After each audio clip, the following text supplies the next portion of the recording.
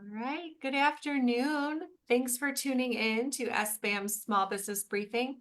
I'm Sarah Miller, Vice President of Marketing and Strategic Communications, and today I am joined by Kelly Saunders. Kelly, welcome back to the show.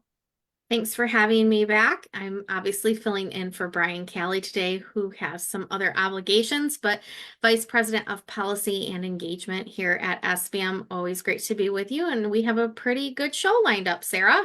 I think so. Let's do a quick welcome to one of our new elite members, Allied Industrial Solutions. A little bit about them. They excel in delivering a comprehensive suite of services ranging from machining, fabrication, and engineering to material processing, ergonomic tooling, and integration. So thank you to Allied Industrial for becoming one of our elite members. All right, so Kelly, we have a special guest today. We often like to invite colleagues to join us on the briefing, and we're welcoming back Jacob Manning so that you two can have a discussion about some legislation we're tracking. Yes, so we're really excited to have Jacob back to the program today. A reminder that he works in the advocacy section of our shop alongside Brian and myself. So Jacob, welcome back to the program. We're going to be kind of going over something that we've been doing internally, which is a top priority list in legislation. But why don't you take a second and reintroduce yourself to our viewership and talk about essentially a top 10 list that we're going to go over today. Yeah, thank you, Kelly. Good afternoon, everyone. Thanks for having me back on the briefing. I'm excited to be here today to talk about some of these issues that Kelly and I are working on a daily basis. Just as a general overview, we keep a running list, an Excel sheet of probably about 40 to 50 different legislative issues that we're tracking on a daily basis. They're popping up fast and furious, and so we have a system to keep track of them, some positive and some negative. But as we were entering this home stretch, we've got about 6 months left in this legislative term. And so we wanted to take a step back and take that list of 40 to 50 issues and condense it down to something that is easy to understand, just a top 10 issues that small business owners should be, these are all negative issues that should be concerned about for the end of this year. And so Kelly and I are going to dive into that today and let you guys know what the issues are. And we will be sharing these with the wider membership as well in order to be able to come to our website and to really check these things out and have a synopsis of what they are and what they do so that when you do encounter legislators in your district that you can be knowledgeable. And Jacob and I are obviously here as a resource anytime you would need us if you want to dive a little bit deeper into these policy items. But let's kick off, Jacob. Kind of our number one thing that we're working on internally right now is this adopt and amend case that Brian's gone over on the show before. It was a case heard before the Supreme Court, and we are currently waiting to hear the outcome of how the Supreme Court is going to rule. But we really felt it was important to do some internal work because we know on the minimum wage, the tipped credit, and then also the earned sick time, that there is such opposing views that no matter if the Supreme Court weighs in our favor or doesn't weigh in our favor, this conversation is going to continue. So to arm ourselves and be knowledgeable and to talk about legislative solutions, but also how we can better communicate from SBAM, why don't you give an overview, just a high-level overview, a reminder on this and what we're doing and finding from our owners on our task force we've created. Yeah, and it's funny, the top of the legislative issues is an issue that's not even drafted bill language yet, but is rather a Supreme Court decision. And listeners to the briefing are well aware of this case. Brian's gone over it and talked about, as Kelly was saying, these three big issues: the elimination of the tipped wage, increase of the minimum wage, and then these new sick leave requirements. And these were all heard by the Supreme Court earlier this year. It seems that the Supreme Court does have a decision and they're waiting to release this decision. And when that decision comes out, the effects could be immediate. So we don't want to say that we're pessimistic or that we're planning for the worst, but we wanted to be prepared that if things don't go our way and if the Supreme Court does reverse the legislature's actions in Adopt and Amend in 2018. And if the law of the land does go back to what the initial ballot language was, that we're prepared and that we have a roadmap in order to make sure that we can address this as best as we can. So we've been working with a task force that we put together full of various members of ours,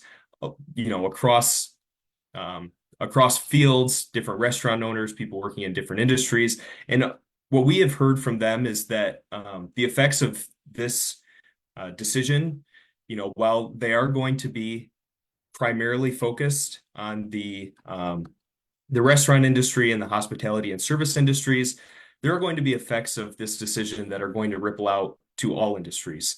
And you have to start that first by looking at the minimum wage. The minimum wage would increase up to $13 an hour and would have an inflation trigger. This is something that we've seen and have observed in many other different scenarios is going to just shift the entire wage scale upwards. We have, of course, the elimination of the tipped wage, which for the restaurant industry in particular is devastating and completely changes the way that they model their restaurant and do business. We've heard from a lot of members that this would completely change the way that they do business. It would remove the hospitality from the hospitality industry. We've heard from members that if this happened and it is so much more difficult to employ servers that they might have to automate and go to QR codes or kiosks like a lot of fast food restaurants are doing. And that's just not something that these people want to do. This is a service industry. They've built these restaurants that people can come to be a part of a community. And we feel that this decision could very well be a harm to that. And then the other thing that we've been diving into deeper, because I don't think a lot of people have really understood how wide-ranging these new mandates would be. It's the new sick leave requirements. And these new sick leave requirements would apply to everyone, not just people in the hospitality industries. It would eliminate the opt-out. Right now, you don't have to offer sick leave if you have under 50 employees. It would eliminate that. And it would shift over a lot of the sick leave requirements to an accrual basis. Part-time employees and maybe even contractors would be included in this. And so right now we're still gathering information, making sure that we have concise information just so we can distribute with legislators and let them know how this would impact small business owners in a variety of different ways. But there are certainly a lot of different consequences that this decision could have for small business owners. And so it's absolutely at the top of our list right now. And I guess I'm going to segue right off of that into the next issue on our list. And this is another one that's very high up on our list of concerns.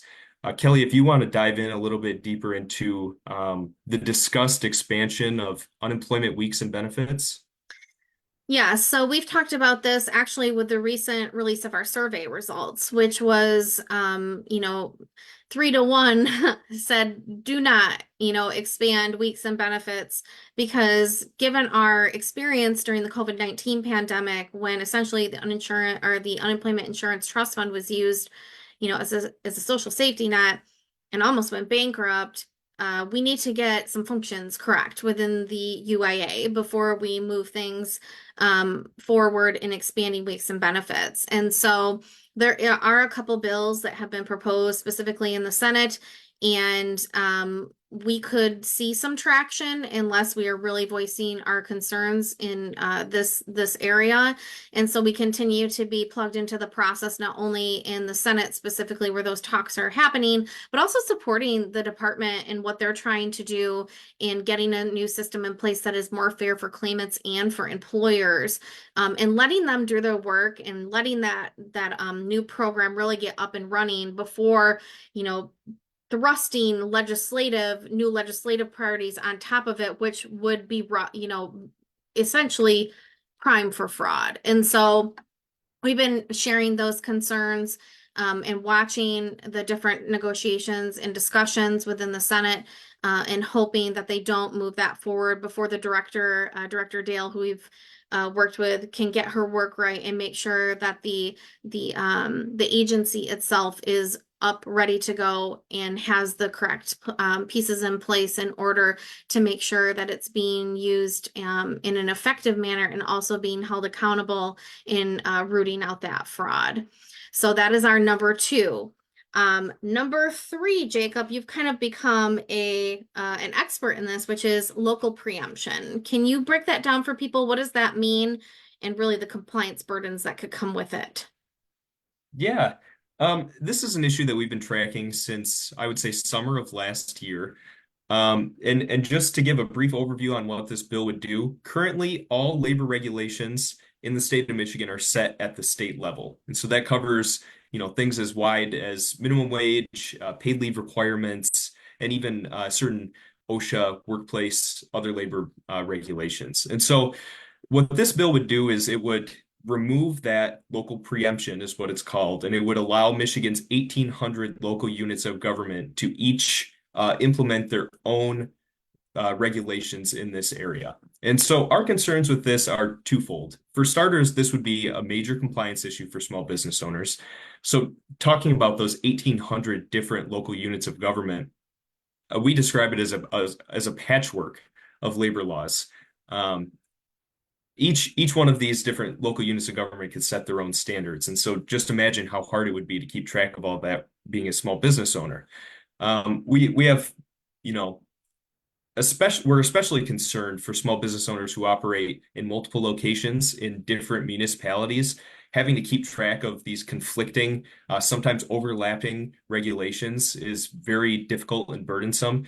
And also, just to be frank, these local laws change a lot faster at the local level than they do at the state level. And so it's more and more to be in compliance with, and it continues to pile on. And the second category of concern we have is the idea that this bill or passage of this bill would create certain high cost islands across the state. It becomes a lot harder to do business in certain communities that enact these strict regulations. For those who have the means, maybe they'll move their business down the street, so they're outside of the municipality with the higher regulations, and they'll benefit from that. But for small business owners who operate in the communities in which they live and are a part of these communities, it's not that easy. So they're going to bear the brunt of that, of those regulations, and they're going to be the ones that are hurt by it most. And so talking about what's actually going on with these bills, you may have remembered we sent out a call to action on this bill when it passed Senate committee last fall. There was some gaining traction behind it, and I think that we can safely say that that call to action was successful. The momentum behind the bill completely stalled. We've been talking with legislators about this bill for a long time, and we've tried to let them know what kind of harms this would cause to small business owners. And we feel optimistic now that it's slowed down, but we did notice a couple months ago the same language in these previous bills showed up as a part of a bigger bill package. And so we've been doing our due diligence and taking meetings on that just to further inform legislators what kind of harm that this would cause to small business owners.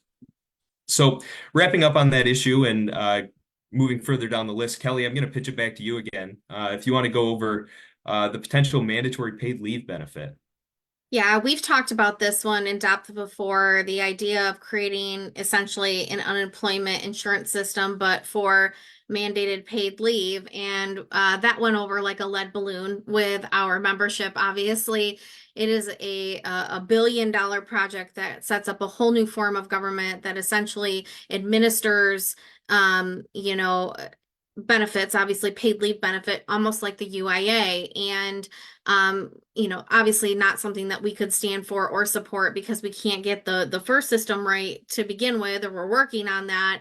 To implement this kind of system is just, almost laughable at this point. It's not necessarily moving forward, and it's not that we aren't sympathetic to understanding, what people go through and the supports that they need in order to support their families. It's more about what is the cause of the problem that we're trying to get at here, and how can we best support employers and their employees to get them in a good place. And so really what we're waiting for is that the Senate had asked for a study to be done last year through the budgetary process that breaks down the different kinds of paid leave options that are, happening all over the country. We have seen some pretty successful opt-in programs in different states that we've studied. And so we're kind of waiting to see what the legislature does in this specific lane, because we know it will have a huge impact on our members and if they have to offer paid leave. And so the current proposal that is before the legislature is a no-go for us for certain. And we've shared the different mandates, within the mandate essentially that it creates that would be harmful. And we'll wait and see what the study says when it comes out, and then still be sharing messages with the legislature on how mandates are just not our jam. And this is one that we definitely can't get behind. So Jacob, as we continue down the list, we've talked a little bit about predictive scheduling and the restrictions on independent contractors last year that kind of seem to go hand in hand. So can you give us an update on where those items stand? Yeah, of course. Just hitting quickly on the 2-week predictive scheduling mandate. This was something that we worked hard to inform our members about. This was a bill that would have required employers in the hospitality, food service industries to post schedules 2 weeks in advance. There were all sorts of new requirements that were attached to this where, if an employer required an employee to come in for a shift that they weren't scheduled for 2 weeks in advance, that the employee wouldn't be required to come in, they couldn't be disciplined for it.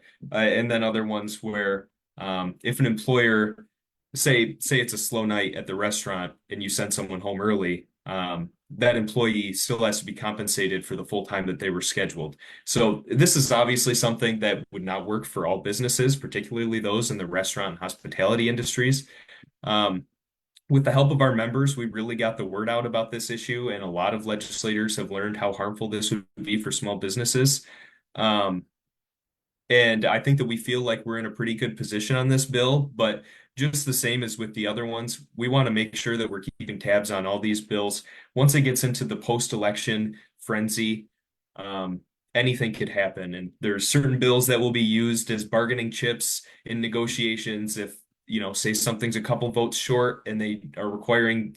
So we want to keep tabs on everything, and we want to make sure legislators are informed about all of these issues. And so moving on to the independent contractor legislation, this was at the very tip top of our list last year. And this was something that seemed like it had a little bit of steam behind it too. This was a proposal that would have implemented an ABC test for contractors in Michigan. It was the California style independent contractor rules that would have basically eliminated use of independent contractors in the regular line of business. And this was such an egregious bill to us because independent contractors are small businesses, for one, and then for two, small businesses utilize independent contractors because we know that small businesses don't always grow in full-time employee increments. And so this was something that was particularly harmful for us. I think every meeting that we had for the past year, we probably talked to legislators about where we stand on this bill, and everyone knows where we stand on this bill, and it's slowed down. So that is positive. But something that we were more concerned about, as maybe this is where they land as a compromise, is still something that we wouldn't support, is codifying the recently adopted national level Department of Labor contractor requirements into state law. And so I believe Brian probably talked about these contractor regulations, the new national ones on the briefing in a previous briefing. But SBAM does not support any efforts to codify that into state law. This is a pendulum issue. So depending on whoever is in the White House, this is an issue that goes back and forth. During the Obama administration, there were more restrictive regulations. During the Trump administration, there were less restrictive. And then during the Biden administration, they've implemented these new restrictive guidelines again.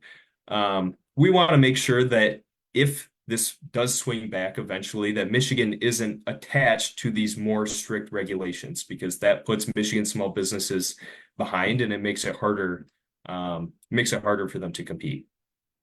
Yeah, so when Jacob and I have been walking into meetings over the last 6 months, the first thing they say to us when we sit down is, don't worry about independent contractor legislation, but we keep banging the drum because we want to make sure that that is not on the to-do list. And this new codification, push was one that we had to bring to the forefront because it wasn't on everybody's radar at first, and they were holding hearings and people were getting nervous again. Please know it has not fallen off our radar. So Jacob, we need to round out our conversation here today. If you want to hit just the last few that we are watching, and then I believe that we are going to be posting this soon to our website, which maybe Sarah can share after you have rounded out your conversation. Yeah, of course. So I think there's four left on here. And if you ever have any questions about any of these bills, we're always available to talk.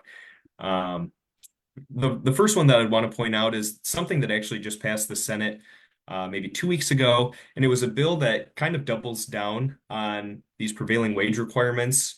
It requires more registration with the Department of Labor and Economic Opportunity, requires more record keeping and filing of different payroll records, and it expands the definition of state projects, because state projects are what these prevailing wage requirements are used for. It expands that to also include certain energy projects.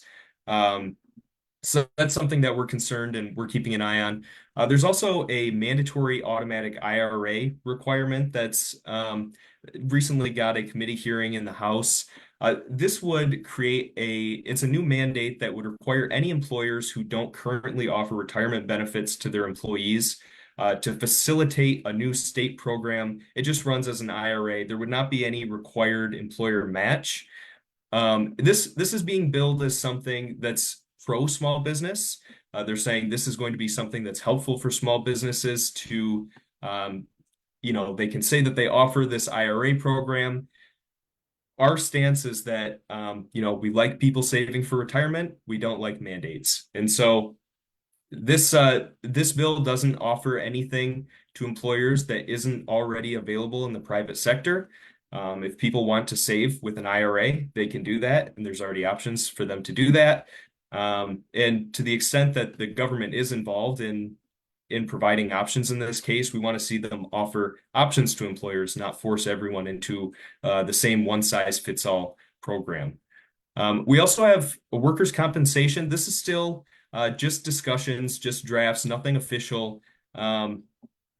This is something that Wendy Block from the Michigan Chamber of Commerce was on the briefing a few weeks ago to talk about just the changes to the no-fault system that would drastically increase premiums and open up small businesses to potential civil lawsuits. Obviously, something that we will oppose very strongly if there is language that's dropped around that. But we're going to do work to make sure that it doesn't go anywhere. And then the last one on our list are these bills that were labeled as the bad faith bills, and they would essentially implement new timely payment requirements on insurers.